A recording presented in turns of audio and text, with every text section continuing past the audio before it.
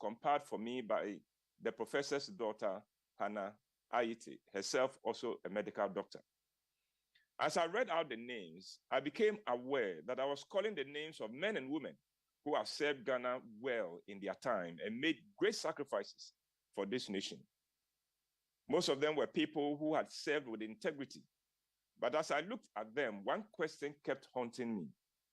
How has this nation rewarded these patriots for their sacrifices and service?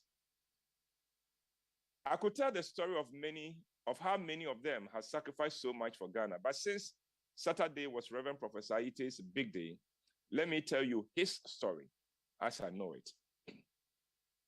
In the mid-70s, there was an exodus of doctors from Ghana to all kinds of wealthy countries, especially the oil-rich Gulf nations, where a doctor earning peanuts in Ghana could earn big dollars.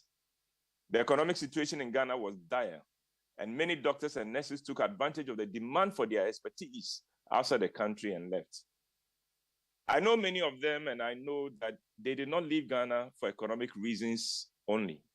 Most of them left because of the frustrations and neglect in the system. You see, the government of the day was not paying much attention to Kolebu and other government hospitals, and the theaters lacked very basic things to operate safely. In some cases, there were no soaps for doctors to wash their hands with before or after operations. I remember in those days, I ran into one of my doctor friends who was very senior at the surgical department of Kolebu. I met him in the stairway coming from ward rounds, and he seemed very depressed. I asked him what was going on, and he said, "James, I've just lost a patient who shouldn't have died." Now, this was a senior surgeon, and I was sure that this was not the first patient he was losing. And so I was puzzled as to why this particular loss seemed to have gotten so much to him. He said, "James, there are patients you are fighting against the odds, but this patient, we knew what to do.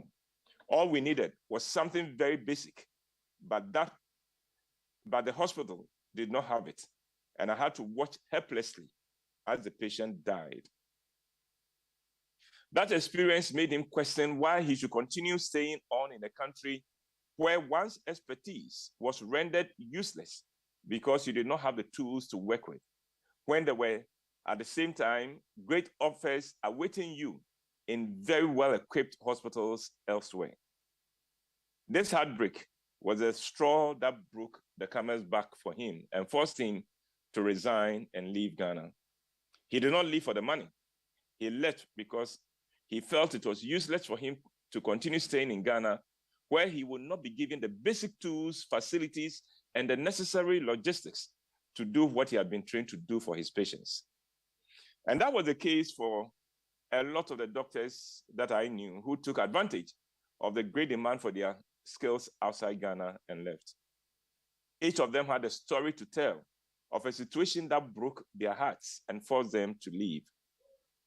Ghana Medical School at the time took a heavy hit from the exodus. A lot of departments struggled to find lecturers to man them.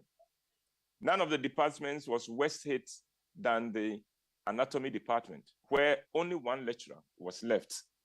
And that lecturer was Dr. Seth Ayiti, later to become Professor Ayiti.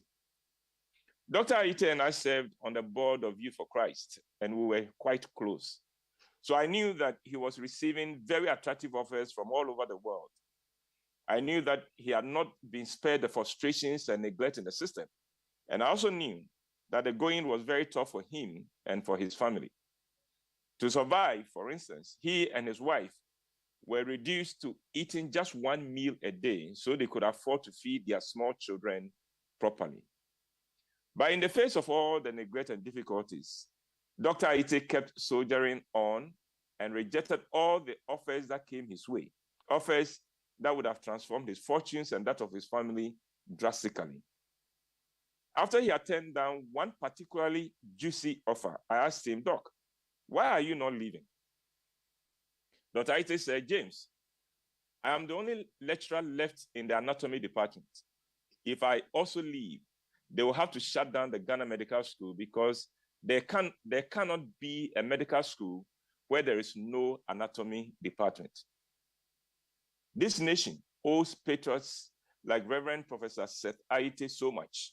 And the question is, when will this nation pay its debts to those whose sacrifices and service continue to benefit and sustain this nation? Last Thursday, my Food for Thought presentation was on people who are so wonderful that it makes you wonder how God creates people like that. Well, Reverend Professor Aite is one of them.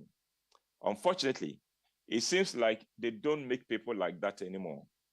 And this is Food for Thought for today. And if you want to follow me beyond this presentation, join me on Twitter, Facebook, and YouTube at Uncle Ebo White, and on Instagram at the Uncle Ebo White. And once again, remember, my next play is She Said, She Said, and details will be on this platform. Bavi, have a fantastic week. All right, enjoy yours too, Uncle Ebo. But just before you go, Reverend Professor Seth Aite's book, what's the title? The Graces of God. All right. The Graces of God. Okay. Fantastic book. We'll look out. It will bless everyone who picks a copy. All right, we'll look out for that. Thank you very much, Uncle Ebo White, for Food for Thought today. Brought to us by Roverman Productions. Be the Difference. In a bit, I'll tell you about Uncle Ebo White's latest play, his 50th play in 14 years. He said, she said. But let's go for the Business Minute, brought to us by Consolidated Bank Ghana, CBG. We stand with you, and Old Mutual. Do great things every day. Hello, welcome to the Joy Business Minute. It is brought to you by Consolidated Bank Ghana. We stand with you. Prices of petroleum products are expected to go down marginally at the pumps tomorrow, but consumers will not benefit much